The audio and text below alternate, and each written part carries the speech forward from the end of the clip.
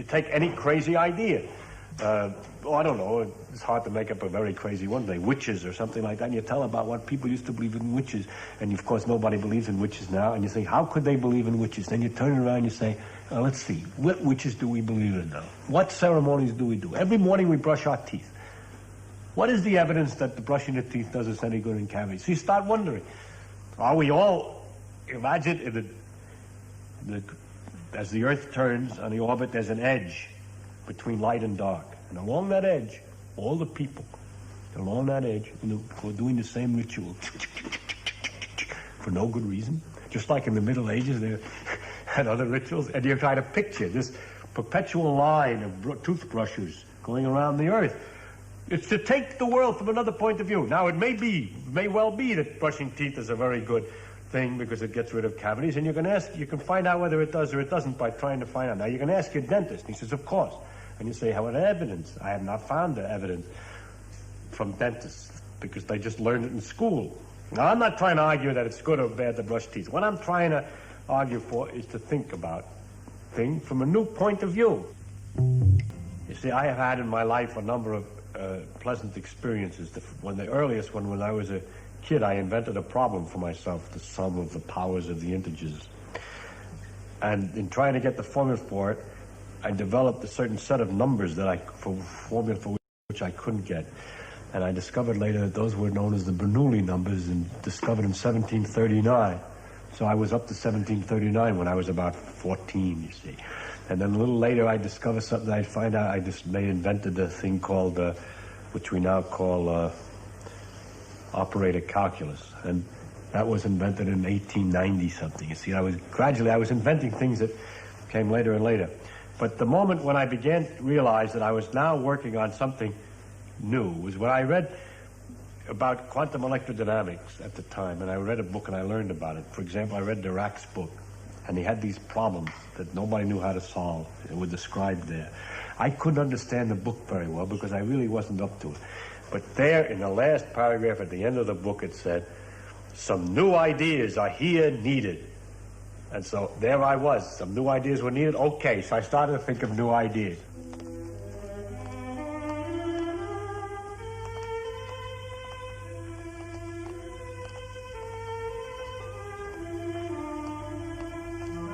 Richard Feynman, Nobel Prize winner, and his son Carl stepped gingerly down the wet cobbles of Millbank, high in the Yorkshire Pennines. Feynman, professor of physics at the California Institute of Technology, retreats to this remote village near his wife's home for a special purpose. It's here he finds the time and solitude to sift the ideas that have made him the most feared and original mind in modern physics.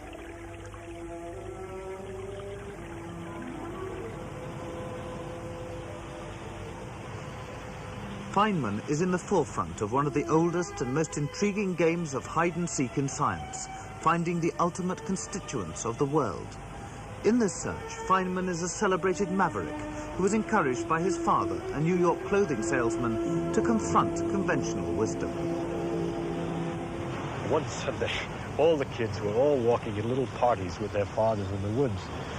Then the next Monday, we were playing in a field, and kid said to me, say, what's that bird? What's the name of it? Do you know the name of that bird? I says, I haven't the slightest idea. He said, well, it's a brown-throated thrush. He says, your father doesn't teach you anything. But my father had already taught me about the names of birds. Once we walked and he says, that's a brown-throated thrush. He says, know what the name of that bird is? A brown-throated thrush. In German, it's called a Flügelflögel. In Chinese, it's called a Qinglongtong. In Japanese, a Tohlachtohara, and so on. And when you know all the names in every language of that bird, you know nothing, but absolutely nothing about the bird. And then we would go on and talk about the pecking and the feathers. So I had learned already that names don't constitute knowledge. It's knowing the name of something. That's caused me a certain trouble since, because I refuse to learn the name of anything. So when someone comes in and says, you got any explanation for the Fitz-Cronin experiment? I says, what's that? He says, you know, that the long lived K meson disintegrates into 2 pies. Oh, yes, now I know. But I never know the names of things. What he forgot to tell me was that knowing the names of things is useful if you want to talk to somebody else. So you tell him what you're talking about. Well, the basic principle of knowing about something rather than just knowing its name is something that you stuck to, is it? Yes, of course. You have to learn. These are kind of disciplines in the field of science that you have to learn. That to know when you know and when you don't know, and what it is you know and what it is you don't know. And it's you got to be very careful not to confuse yourself. How else did he try and progress? mold your methods of thinking, the way you looked at the world? Well, we had a lot of little games, like he would say at the dinner table. He'd think of some little problem, and he'd say, suppose you were a Martian, we were Martians, and we came down to this Earth, and we'd look at it from the outside. And that, I can't explain exactly what he meant, but there's a way of looking something anew, as if you never saw it before, for the first time, and asking questions about it as if you were different. For instance, if you would ask, later I did some little amusing research for a paper in college on sleep, but it started with a question of his kind. Suppose you were a Martian who never slept. They didn't have sleep. You didn't have to sleep. And you came down to this Earth and you saw these people had this funny property that every day for a certain amount of time had to lie down and become unconscious. And then the natural question would be, how does it feel to get unconscious? What happens to you? Ideas run along and suddenly they stop, or do they just run more and more slowly? But what happens to your ideas? How does it feel to become unconscious? So I tried to answer the question. What happens when you become unconscious? But you find that these days, you still, when you're faced with a particularly difficult problem, when you're absolutely stuck, you tend to say, let's look at it like a Martian would look at it and sometimes. There are lots of things that people did. For example, Maxwell put the equations together. The Faraday, he formulated the equations mathematically with some model in his head. And then Dirac got his answer by just writing and guessing an equation. And other people got their answer, like in relativity, got the idea by looking at principles of symmetry. Now, all these methods, and Heisenberg got his quantum mechanics by thinking only talk about the things that you can measure. Now, all of these ideas, we should only talk about things that we can measure. Try to define things in terms of only things you can measure. Or let's formulate the equation mathematically. Or let's guess the equation. Or all these things are tried all the time. Look for symmetries. All that stuff is tried. All that stuff, when we're going against a problem, we do all that. That's very useful. But we all know that. That's what we learn in the physics classes, how to do that. But the new problem, where we're stuck because all those methods don't work. If any of those methods would have worked, we would have gone through there. So when we get stuck in a certain place, it's a place where history will not repeat herself. And that's makes it even more exciting, because whatever we're going to look at the method and the trick and the way it's going to look is going to be very different than anything that we've seen before, because we've used all the methods from before. So, therefore, a thing like the history of the idea is an accident of how things actually happen. And if I want to turn the history around to try to get a new way of looking at it, it doesn't make any difference. I don't care. The only thing that the real test in physics is experiment, and history is fundamentally irrelevant. The most enduring legacy from his father was not just learning to question the physical world, but an enthusiasm for the inquiry, which at 54 Feynman still shares today. It has to do with curiosity. It has to do with people wondering what makes something do something. And then to discover that if you try to get answers, that they're related to each other. That things that make the wind make the waves, and the motion of water is like the motion of air, is like the motion of sand. The fact that things have common features turns out more and more universal. What we're looking for is how everything works, and how everything is, what makes everything work. And what happens first in the history is we discover the things that are on the face of it obvious. And then gradually we ask more questions, and then we dig in a little deeper to things that we can just make. We need to do a little more complicated experiment to find out about. But it's curiosity as to where we are, what we are.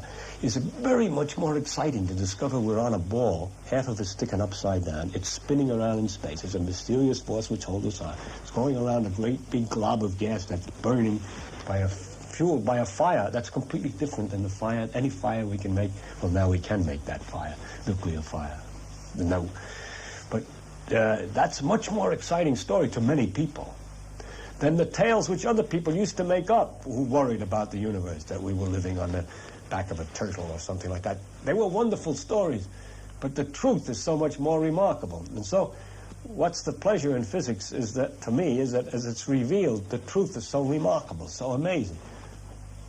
And I have this disease, and many other people who have studied far enough to begin to understand a little of how things work are fascinated by it. And this fascination drives them on to such an extent that they've been able to convince governments and so on to keep supporting them in this investigation that the race is making into its own environment.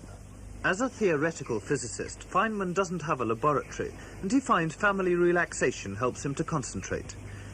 In recent years, he's been concerned with the long-asked, almost childlike question, what are things really made of?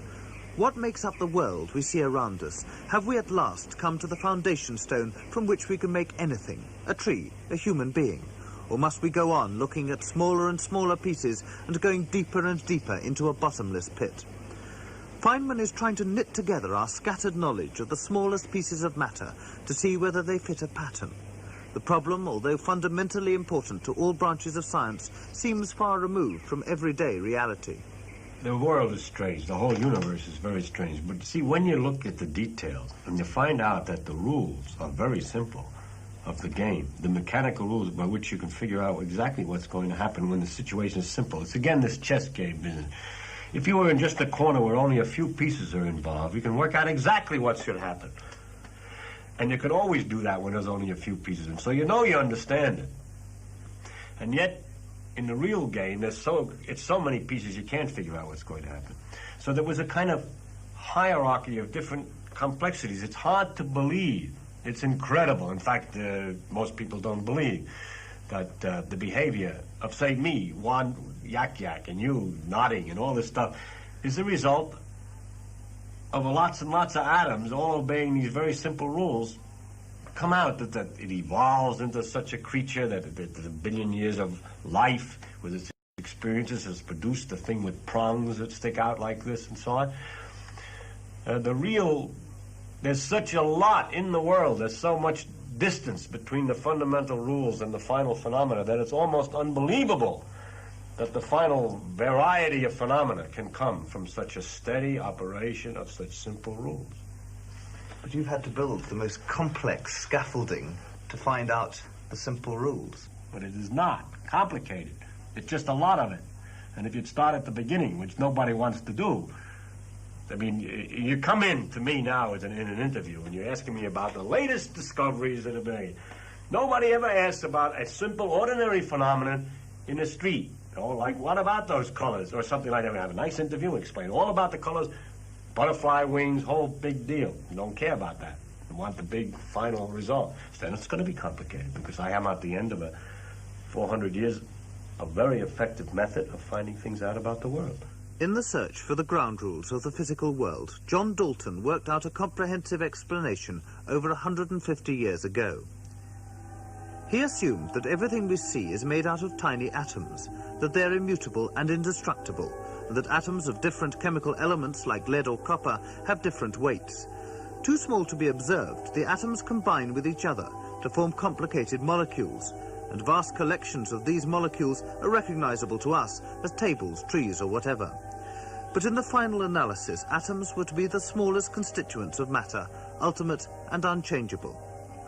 At the turn of the century, we evolved our present picture of the atom, light electrons surrounding a heavy central core or nucleus.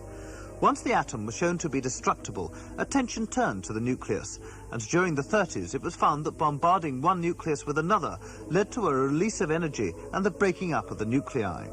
This process, which takes place in nuclear accelerators, is photographed in a liquid bubble chamber. You take a liquid hydrogen or some other liquid, and expand it so that it's ready to boil. Your low temperature and you decrease the pressure, it's ready to boil, and it has to form bubbles somewhere. And any little piece of dirt or any little disturbance, it'll form a bubble. In that condition, if a particle comes flying through from some machine, it leaves a track. It tears up the atoms along, the electrons are knocked off the atoms along its track. And we can't see that. But when the gas tries to expand, when the liquid tries to boil, the bubbles form around these charged particles which are left. So it leaves a string of bubbles are then formed. Then you can take a picture of the bubbles. So simplest picture would be if you had a machine that made fast particles would go through, and you see a string of bubbles. But if the particle on the way through hit the nucleus of another atom, then you see a string of bubbles and a kind of a Y if it made its recoil plus some other thing. And instead of a Y, you may see more complicated tracks, 3 or 4 coming out, and then one of them going along and going into 2. Then you know that some particle went along and disintegrated. Now, these things are going nearly at the speed of light. And so if you can see a short distance, a few centimeters, that corresponds to a 1/10 of a billionth of a second. That is, if a track comes out, goes along here, and then bifurcates into 2, you know you made a particle which disintegrated into 2 in less than a 10 billionth of a second. So you see, it's not very difficult to find out about these things with clever techniques. Since the war, with evidence from bubble chamber photographs like this, physicists have explored the nucleus of the atom. The results have been spectacular and confusing.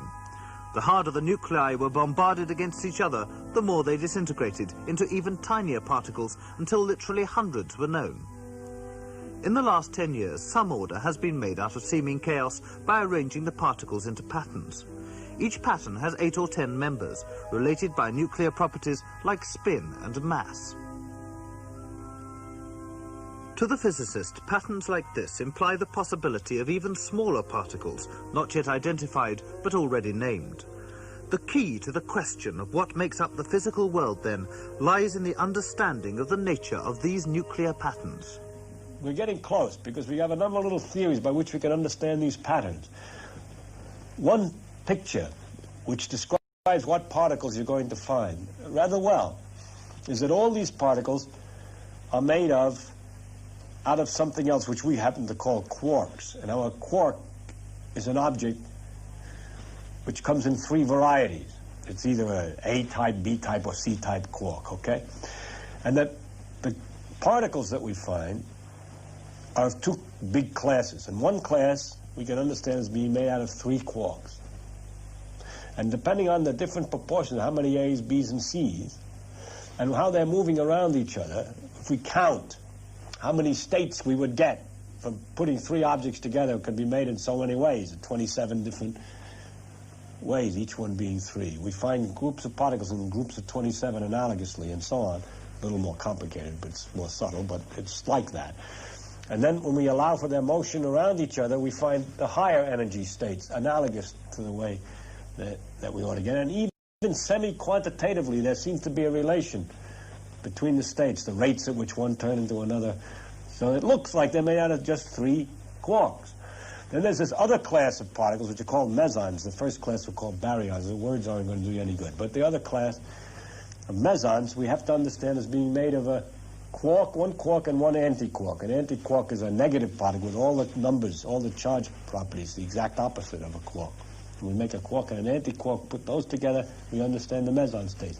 Put 3 quarks together, we understand all the others. So we have made a really great progress in analyzing these patterns. So much so that it looks very much as if, to me at least, that we're very close to understanding this part of physics, this strongly interacting system. But what's the main barrier still to? Well, the quarks have... Well, the main barrier is we don't understand it quantitatively. We don't know exactly the laws. I mean, we do things like I'm just talking to you on a little bit more carefully, counting how many states we should get and so on, but we don't know exactly how they move and exactly what holds them together and so on and so on. Also, there are a number of paradoxes with this quark picture. This picture helps to give us the behavior at low energies of what kinds of particles to expect. But then you'd expect that a particle would be made out of only 3 parts. But we've done some experiments at very high energy, hitting a proton with an electron, which can only be interpreted by supposing that the number of particles inside is really infinite. If there are particles inside, it can't be done with just 3. You can calculate, it doesn't come out right. So there's a difficulty. Furthermore, the idea that there just be 3 particles is contradictory to the ideas of relativity and so on, which imply the existence of particles and antiparticles. And when there are three, there should be possible for the forces to produce pairs of particle-antiparticle in various numbers. So there should be not just three, but many more. So the infinity is not a paradox by itself. The three is more the paradox. Why is it so simple? Why can we get away and understand so much with just three when there should be an infinite number probably in there, both theoretically and experimentally? Another thing that's a little technical but very paradoxical is that we had a rule back for atoms that no two electrons can occupy the same state. It's called the exclusion principle. And we thought we understood that that was necessary according to quantum mechanics and relativity. It has to be. And with the quarks, we find the exact opposite rule. Two particles tend to occupy the same state. The exact opposite. It seems to be contradictory with principles. There are ways of escaping this all the time, only by complicating the picture. But the simplest picture, just three, which explains everything, is self-contradictory. Furthermore, some people suppose that maybe these quarks could come apart. That would mean the prediction of new states, which consists of only one quark, say. If there were such a state, it would have to have a charge of 1/3 normal charges of our objects, for example, or 2/3. And we don't find experimentally any such particles. Now, everybody's looking for them. But it looks as if they exist at all, they have to be extremely heavy. Then the problem is, very good, if they're extremely heavy, how, compared to a proton, say, how is it when you put three of them together, you get a light object that's not heavy, like the proton? There are technical ways of arranging it, but they're always complicated. The situation is, as it always is when we're near the answer. It looks much simpler than it has any right to be. And we have to understand that simplicity and why we think it must be more complicated. Our minds are complicated somehow. Just like the orbits of the planets, which were supposed to be circles, which looked simple. Then they were experimentally, they weren't circles. So they made circles on circles on circles on circles. It got more and more complicated. It turned out it was really much simpler. It was a force inversus the square of the distance, which made ellipses and so on. But a different way of formulating entirely, which was beautiful. So now we have our wheels within wheels. It looks simple. Nature is no doubt simpler than all our thoughts about it now. And the question is, what way do we have to think about it so that we understand its simplicity? That's where we stand now. On holiday in the Pennines, Richard Feynman is paid a neighbourly visit by Yorkshireman Sir Fred Hoyle, the astronomer, cosmologist and science fiction writer. At first sight, there seems little in common between the study of galaxies and nebulae billions of miles in diameter and millions of light years old, and nuclear physics, where particles exist for only a millionth of a second. But the formation of stars and galaxies is determined on a massive scale by the behaviour of the very nuclear particles Feynman studies. Hoyle and Feynman share an interest in the foundations of physics, and exchanging ideas in the local pub is always as profitable as it is enjoyable. Do you think you agree that the quasars are in real trouble, that the very big redshifts... I think so. I've had this uneasy feeling now for about 5 years. It looked crazy for a while, but it's like piling up of evidence all the time this way. Each one makes a new problem. Yeah. Every piece of evidence is the same problem in the same sense. If there were any cause for a redshift as big as that, other than recession, we'd be all right. That's right. But in the present physical laws, there doesn't seem to be any place for such a redshift. That's good. That That's fits. good. That won't fail. And at the same time, the same kind of laws predict the kind of peculiar phenomenon of black holes, which we confusing. Yeah. And it could be that either the gravity is wrong or one of the physical laws are wrong, too.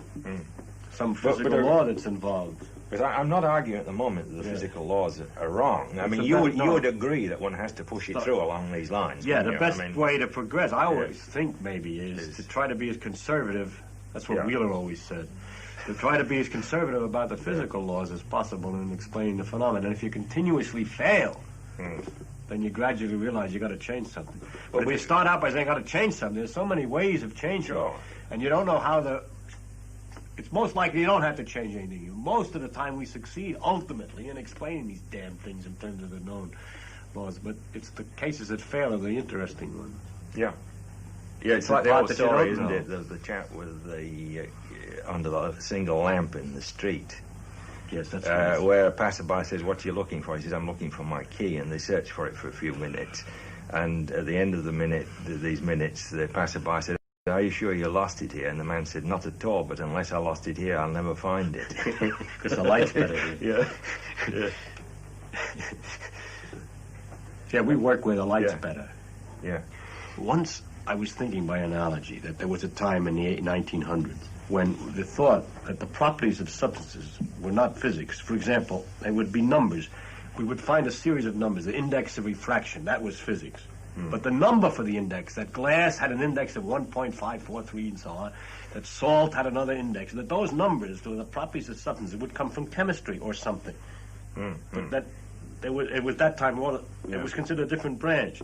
Then when the quantum mechanical understanding of the atoms was evolved, then we could calculate all these properties, and we realized that all these numbers were really part of physics. And so properties of substances became a branch of physics, whereas previously it was a sort of chemical branch. Then I wondered by analogy, I always worked by analogy, what today do we not consider part of physics, which may ultimately be part of physics? I see. And I realized immediately something. We consider, at the present moment, most people consider that we study the laws of physics, that is how things go, given a certain condition, how the things behave after that. But how did they get into that condition is considered another problem. In other words, boundary conditions. Right, boundary conditions. We are given the yeah, conditions, the circumstances, and then it evolves from there according to physical laws. We're studying the laws. Yeah. It's as though we were doing a chess game again, and we're working on the rules, but we're not worrying about how the pieces are supposed to be set up on the board in the first place. That's not our business. That's the business of history, how the world evolved. Astronomical history of cosmology, how the universe exploded or the steady state or whatever it was. It's not our business. It's interesting that in many other sciences there's a historical question, like in geology, the question, how did the Earth evolve to the present condition? In biology, how did the various species evolve to get to be the way they are? But the one field which has not admitted any evolutionary question is physics. Here are the laws, we say. Here are the laws today. How did they get that way in time? We don't even think of it that way. We think of, well, that is that way from forever. It's always been like that, the same laws, and we try to explain the universe that way. So it might turn out that they're not the same all the time, and that there is a historical evolutionary question. But how do you see it going? It's hard to speculate. Is it a continuous change, or is it something that depends on big... You're the speculator. See, you and I think differently. I think of the possibilities, but I'm afraid to put things in. When I see the dark, I always figure the dark as too big for me to guess at. You see, to guess, it's not much use in guessing particular things. But you're different, and I would like to discuss with you sometime how do you do that, because I'm really a little afraid to make specific guesses. Is it your background? I don't know. The way you kind of grow up. I don't know. I'm afraid to make specific guesses because the moment I'm making that guess, I can see 7 other alternatives. And so since I see these other alternatives, I don't know which one to piddle with. Well, I don't like to spend a lot of energy on one. My choice is very simple. I don't set any requirement that the answer be right. It's just what I'm interested to follow. That's the difference. That's the difference. That's the difference. Yeah. Well, I'm trying to find I'm interested in... I'm trying to find out not how nature could be, but how nature is. See, what's right. Well, I don't think you'll ever find it, you see. I don't think you'll ever find it. I see. And your idea is to find out what nature could be. Different possibilities. What I think is interesting. Yeah. Even if it's wrong. Common ground is enthusiastically explored. But is it only shared experience and knowledge that forms a bond between working scientists and separates them from us, the interested layman, or even the artist? I mean, scientific fields are becoming so specialized and they're so varied.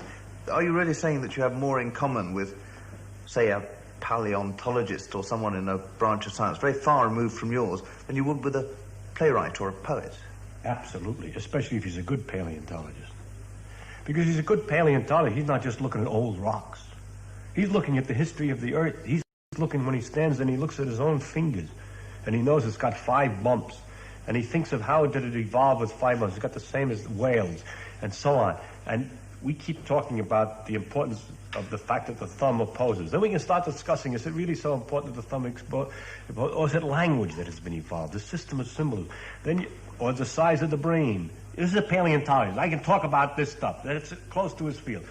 dolphins have bigger brains than we are. They have a signaling system, and you get interested in that, and you start to discuss all that they know about dolphins, and you complain that the way the United States Navy has been doing its experiments is not right, and we ought to find out more about dolphins. And you go on and on. You talk, those are things of the day. They're just as good, but you can go on and on. When I talk to a playwright or something, I find, because I don't go to plays or something, I don't find it easy to talk to them. I don't get much out of it. I was going to say, this is because you can talk to scientists in other fields, presumably because you read the scientific magazines, presumably, and hear the scientific gossip rather than... No, because we don't have to have magazines or gossip. We think originally. We think of a new idea. We talk to each other, and we try to look at something from a new point of view, and we delight each other in a new point of view. And when you're talking to somebody else who's trying to think of something new, different, and he's thought about the whales or the dolphins, and he had some little thing he's thought of that's a little different than the thing that you've thought of. And so when you're talking back and forth, he's excited by your point of view about dreams, and you're excited by his little observation that he has made about dreams, if he has happened to have thought about that. So the point is, and our backgrounds give us a slightly different point of view. I mean, a scientific background. Like I specialize in physics, to say he specializes in paleontology. So his information on dreams might be more deeper, more evolutionary. For example, he can't, we don't have a way of telling, I suppose, about the evolution of dreams, but he might know, for example, about other animals. He might have thought about whether other animals dream and what the signs are, and all other things that I hadn't thought of. I can't make it up now because I'm not the paleontologist, but I believe that, yes, I find always that a good man, I take it all back. A good man, I talk to good men in other fields. There's certain kinds of men in every field that I can talk to as well as I can talk to a good scientist. I met a historian, or a writer of history, from France once, and I had a marvelous conversation with him. Maurois, his name was André Maurois. And then I met an artist, Robert Irwin, who's a very important artist in Los Angeles in modern art, and I could talk to him at the same depth of excitement. So I take it all back. If you give me the right man in any field, I can talk to him. I know what the condition is, that he did whatever he did as far as he can go, that he studied every aspect of it as far as he has stretched himself to the end. He's not a dilettante in any way. And so he talked deep as far as he can go, and therefore he's up against mysteries all the way around the edge. And awe. And we can talk about mystery and awe. That's what we have in common. You were talking a bit about these fallow periods when things get very painful. After discussing working problems, it is natural that Feynman and Hoyle should savour that most thrilling pleasure of all, the moment of revelation. You try all sorts of things and you're hopeful about trying it. Have you had a moment when, in a complicated problem, where quite suddenly the thing comes into your head and you're almost sure you've got to be right? Oh, yes. I mean, this is a great... Oh, God. Yeah. And then you try to figure out what the conditions were of that moment that you can do it again. For example, I worked out the theory of helium once and suddenly saw everything. I was struggling for 2 years, and suddenly saw everything. And one afternoon, and I can remember everything about it, by the way. It's psychologically funny. You can remember the color of the paper you were writing on. Is that true? And the room and everything else. And then you wonder, what's the psychological condition? Well, I know at that particular time, I simply looked up and I said, wait a minute. It can't be quite that difficult. It must be very easy. I'll stand back and I'll just treat it very lightly. I'll just tap it, and it'll say bunk, bunk, and there it was. So how many times since then I'm walking on the beach and I said, well, look, it can't be so complicated. I simply tap it, tap, nothing happens. Nothing happens, So the lights are great, but the secret way, what's the condition? It's that missing bit in the brain, isn't it? Right. That suddenly lights up. And I have no idea. I've thought about it because some man suggested I think about that. Because if I can only figure out the formula for what condition to be in to get good ideas, I'd be much more efficient and more happy. You know? So I've often paid attention to what the condition is, and have never found any correlations with anything. by the way, it's the delight. It's absolute ecstasy. You just go absolutely wild. And how long did it last for? That drives you. How long does it last for? It's not very short. It's a very big moment, and then 3 after days. That, About 3 and days. so on. Yeah. And then there are lesser pleasures Yeah, as you less see and it, less, as you work on more that's things, right, and more people notice it, and But you the high talk peak, about you're it. on the high peak for about 3 days. That's right. Yes, Yeah. it's like a supernova, I suppose. Yes. No, that's That's 54 right. days. That's Yeah. better. Yeah. But I was going to say that it's the hope of that kind of gold It keeps you going. that can keep you going through these Yeah. doldrums, you Yeah, see. yeah, And that, yeah. I think, what I learned when I was a child from my father was that if you did work a little bit at these things, there would be a time at which you'd get this. Yeah. And I had to learn that first. Yes, I'd never been yeah. able to do it. Yeah. And then afterwards, you wonder, why the devil was I so stupid that I didn't see this? That's not only true of you, it's true of the history of the science. You can always look at a particular moment in history and wonder why they hadn't thought of it 20 years earlier or 10 years earlier, depending on the case. It's because we're dumb somehow. It's most mysterious, this. It just means that however good you may get comparatively compared to Apes and things. apes and so on, we're still very bad at it. Absolutely. Yeah. We're doing the best we can. And Yeah, it ain't and they're very kind of good. stumbling. It isn't very good. Yeah. This depressing and sobering thought. Well, it's been fun.